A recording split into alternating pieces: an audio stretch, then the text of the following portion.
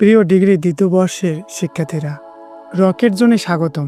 আজকে আমি নিয়ে এসেছি ইতিহাস তৃতীয় পত্রের জন্য সুপার সিক্রেট সাজেশন। তোমাদের মধ্যে কেউ কি জানো প্রতি বছর এক্সামিনাররা প্রশ্নপত্র তৈরি করার সময় কি বিষয়ে ফোকাস করেন? সিলেবাসের সবচেয়ে গুরুত্বপূর্ণ অংশ থেকে 100% কমন প্রশ্ন এবং সম্ভাব্য উত্তর নিয়ে আলোচনা করব। রকেট জোনের স্পেশাল সাজেশন ফলো করে হাজার হাজার শিক্ষার্থী ফার্স্ট ক্লাস পেয়েছে। এবার তোমার পালা। ভিডিওটি পুরো দেখো এবং আমাদের চ্যানেলে প্রথমবারের মতো হয়ে থাকলে অবশ্যই সাবস্ক্রাইব করে রাখো। তো চলো, rocket zone special suggestion degree দ্বিতীয় বর্ষ পরীক্ষা 2023 এবং তোমাদের অনুষ্ঠিত হবে 2025। তোমাদের রুটিন অলরেডি দিয়ে দিছে। তো তোমাদের শেষ মুহূর্তের চূড়ান্ত প্রস্তুতির জন্য এই যে আমাদের হোয়াটসঅ্যাপ নাম্বার দেখতে পাচ্ছ, এই যে হোয়াটসঅ্যাপ নাম্বারে নক করলে আমরা কিন্তু তোমাদেরকে এই পিডিএফ ফাইলগুলো দিয়ে দেবো। আর পিডিএফ ফাইলগুলোর জন্য আমরা কিন্তু সীমিত চার্জ নিয়ে থাকি। আর আমরা কিন্তু ক খ গ বিভাগের উত্তর সহই তোমাদেরকে সবগুলো সাজেশনই দিয়ে দেবো, যার যে বিষয় লাগে আর কি তোমরা আমাদের কাছ থেকে সংগ্রহ করতে পারো।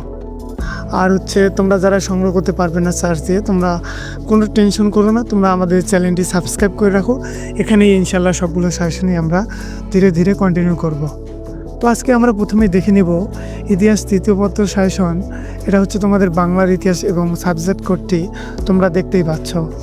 তো অতি সংক্ষিপ্ত প্রশ্নাবলী। 1 নম্বরে রাজমহলের যুদ্ধ কখন সংঘটিত হয়? উত্তর রাজমহলের যুদ্ধ সংঘটিত হয় 1576 সালে। 2 নম্বর প্রশ্ন, বলগাকপুর শব্দের অর্থ কী? উত্তর বলগাকপুর শব্দের অর্থ হলো বিদ্রোহের নগরী। 3 নম্বর প্রশ্ন সোনারগাঁও কেন বিখ্যাত? উত্তর ফখরুদ্দিন মোবারক শাহের সময়ের বাংলার রাজধানী ছিল। এরপর তোমাদের 4 নম্বর, ছোট্ট সোনা মসজিদ কে নির্মাণ করেন? উত্তর ছোট্ট সোনার মসজিদ আলাউদ্দিন হোসেন শাহ নির্মাণ করেন। 5 নম্বর প্রশ্ন দেখো, বাংলার প্রথম নবাব কে ছিলেন? উত্তর মুর্শিদ কুলি খান। আর তোমরা কিন্তু এই সাজেশনটা দেখার সময় অবশ্যই এগুলোর স্ক্রিনশট দিয়ে রাখবে, তাহলে তোমাদের পরবর্তীতে পড়তে সুবিধা হবে। আর অবশ্যই তোমরা সাবস্ক্রাইব করে রাখো আমাদের চ্যানেলটি, যাতে সবগুলো সাজেশনই তোমরা আমাদের চ্যানেলে পেয়ে যাও। এরপর দেখো 6 নম্বর প্রশ্ন, পলাশির যুদ্ধে ইংরেজদের পক্ষে কে নেতৃত্ব দিয়েছিলেন? উত্তর রবার্ট ক্লাইভ। 7 নম্বর প্রশ্ন তবাকাত-ই নাসিরি বিখ্যাত কেন? উত্তর বিভিন্ন শাসকদের কথা তুলে ধরার জন্য তবারুক-ই নাসিরি বিখ্যাত। 8 নম্বর প্রশ্ন বাংলার প্রথম মুসলিম শাসক কে ছিলেন?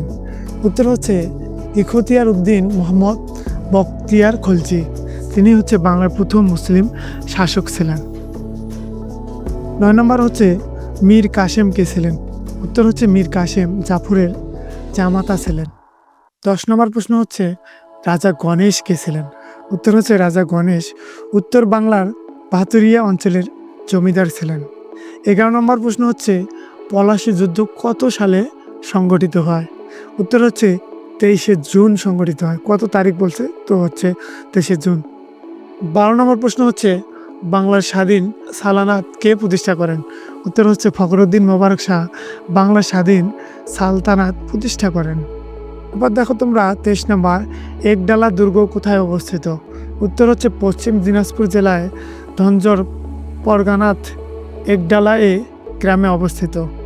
14 নম্বর প্রশ্ন ইবনে বাতুতা কে ছিলেন? উত্তর ইবনে বাতুতা মক্কার বিখ্যাত পর্যটক ছিলেন। 15 নম্বর প্রশ্ন বখতিয়ার খলজি কোথায় জন্মগ্রহণ করেন?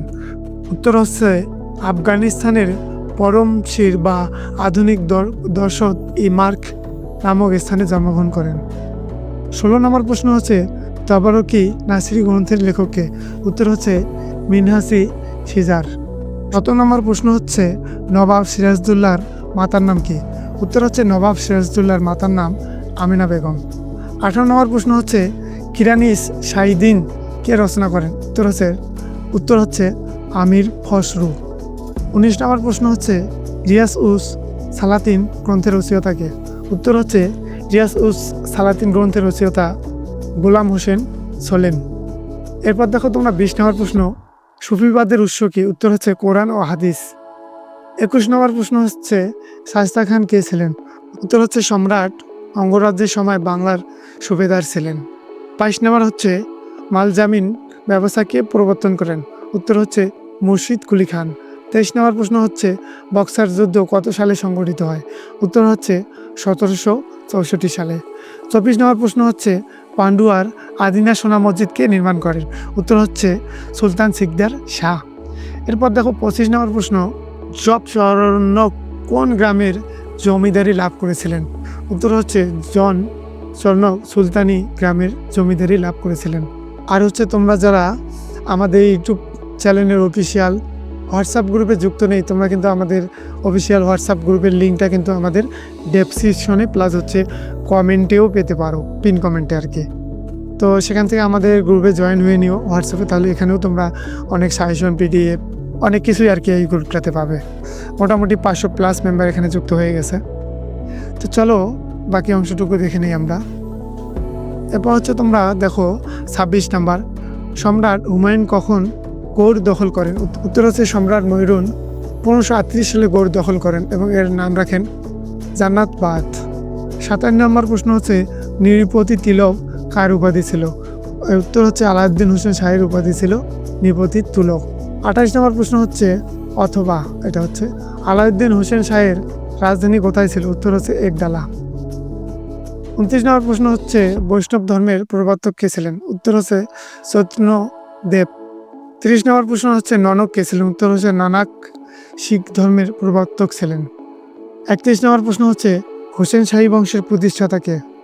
উত্তর হচ্ছে সুলতান আলাউদ্দিন হোসেন শাহ। 32 নম্বর প্রশ্ন ঈশা খান কে ছিলেন? উত্তর হচ্ছে ঈশা খান ছিলেন বাংলার 12 ভূঁইয়াদের প্রধান। তোমরা সবাই জানো 12 ভূঁইয়াদের গল্প, তো হচ্ছে তাদের প্রধান ছিলেন ঈশা খান। এরপর 33 নম্বর হচ্ছে পরি বিবি কে ছিলেন? উত্তর হচ্ছে পরি বিবি শায়েস্তা খানের কন্যা ছিলেন। এরপর দেখো 34 নম্বর পলাশী কোন নদীর তীরে অবস্থিত? উত্তর হচ্ছে পলাশী ভগীরথী নদীর তীরে অবস্থিত। 35 নম্বর প্রশ্ন হচ্ছে রাজমহলের যুদ্ধ কখন সংঘটিত হয়? উত্তর হচ্ছে রাজমহলের যুদ্ধ সংঘটিত হয় 1576 সালে। এরপর 36 নম্বর দেখো ইউরোপীয় বণিকদের মধ্যে সর্বপ্রথম কারা বাংলায় আগমন করেন? উত্তর হচ্ছে পর্তুগিজরা। 37 নম্বর প্রশ্ন হচ্ছে মুর্শিদ কুলি খাঁর রাজধানী কোথায় ছিল? উত্তর হচ্ছে মুর্শিদাবাদে। তো মোটামুটি এই ছিল তোমাদের সংক্ষিপ্ত প্রশ্নাবলী, এবং তোমাদের খ এবং গ বিভাগের জন্য আমি আরও একটি ভিডিও এই চ্যানেলে আপলোড করব। তো ওই ভিডিওটার জন্য এতক্ষণে তোমরা ওয়েট করো, কারণ এই ভিডিওটা অনেক লং হয়ে গেছে। তো ওই ভিডিওটার জন্য তোমরা যারা আমাদের চ্যানেলটি সাবস্ক্রাইব করেনি, তোমরা সাবস্ক্রাইব করে রাখো যাতে ওই ভিডিওটি তোমরা পেতে পারো। তো এতক্ষণে সকলে ভালো থেকো, সুস্থ থাকো, এবং হচ্ছে তোমরা যারা আমাদের কাছ থেকে ক খ গ বিভাগের উত্তরসূরি শাসনগুলো সংগ্রহ করতে চাচ্ছ, এই যে দেখো আমাদের হোয়াটসঅ্যাপ নাম্বার, এই হোয়াটসঅ্যাপ নাম্বারে নক করলেই তোমরা কিন্তু আমাদের পিডিএফ ফাইলটা পেয়ে যাবে হোয়াটসঅ্যাপে। আর হচ্ছে এই পিডিএফ ফাইলগুলোর জন্য আমরা কিন্তু সীমিত চার্জ নিয়ে থাকি। আর হচ্ছে আমরা প্রায় মোটামুটি তোমাদের সবগুলো শাসনেরই ক খ গ বিভাগের উত্তরসূরি শাসনগুলো দিয়ে দেবো। আর হচ্ছে খুব দ্রুতই তোমরা নক করো, কারণ হচ্ছে পরবর্তীতে আবার সময় পাবে না এগুলো পড়ার জন্য, কারণ তোমাদের রুটিন প্রকাশ হয়ে গেছে। আমাদের চ্যানেলে প্রথমবারের মতো হয়ে থাকলে অবশ্যই সাবস্ক্রাইব করুন এবং পাশে থাকা বেল আইকন বাটনটিতে অল নোটিফিকেশন অন করে রাখুন, যাতে কোনো শাসন মিস না হয়।